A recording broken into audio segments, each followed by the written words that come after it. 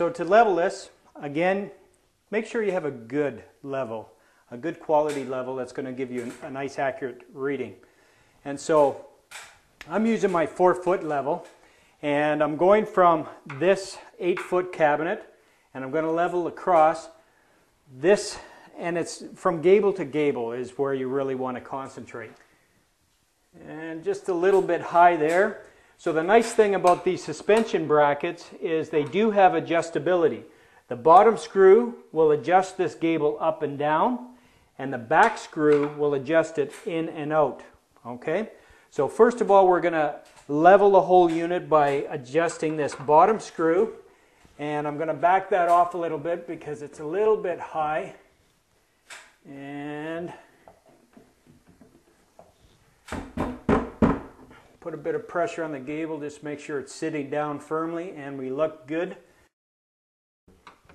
Now one thing you may want to take note, because this is passing this gable, it's actually sitting in the middle of this next shelf. And so I need to adjust this other gable down and make sure you don't have a gap underneath the level where this gable sits. And there we have it. This cabinet's now level. So what I'm going to do is suck all the gables close to the wall now. You don't want a big gap in behind the gable. 2 reasons. Because if that gable is sitting out from the wall, there's a lot of leverage action, and that just makes it more prone to rip off the wall. Of course, we don't want that to happen. So by snugging it up next to the wall, then the shear weight, the actual up and down direction, can hold an enormous amount of weight on these cabinets. So what I'll do is I'll snug those up. When I'm snugging those up, I'll use the back adjustment screw so I can just snug it right into the wall.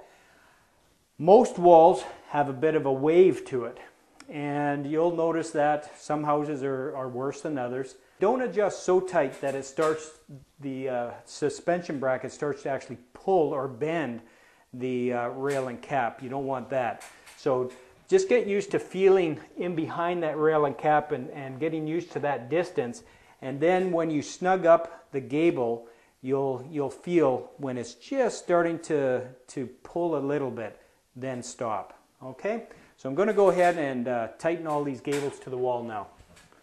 Now what I'm going to do is use an 1¼ inch pan head screw and screw through this gable into the side cabinet to secure that. And then this unit's not going anywhere. We've screwed through to this cabinet. Now this whole unit is now one and secure. And so we're ready now to just get the uppers installed on the other side of the room. And once those are up, we can start working on all the lower cabinetry.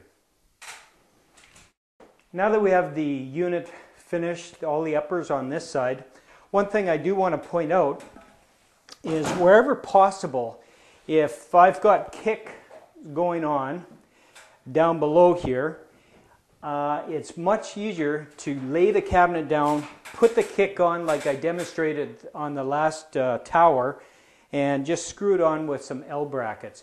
Then lift it up into place and then put these shelves in and tie it in with the rest of the cabinetry.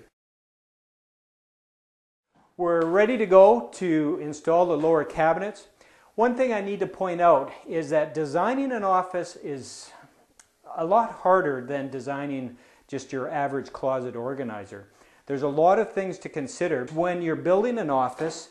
Is where are the phone jacks, cable, and all the electrical plug-ins, and you need to try to design around those so that you don't have a gable landing right in the middle of something.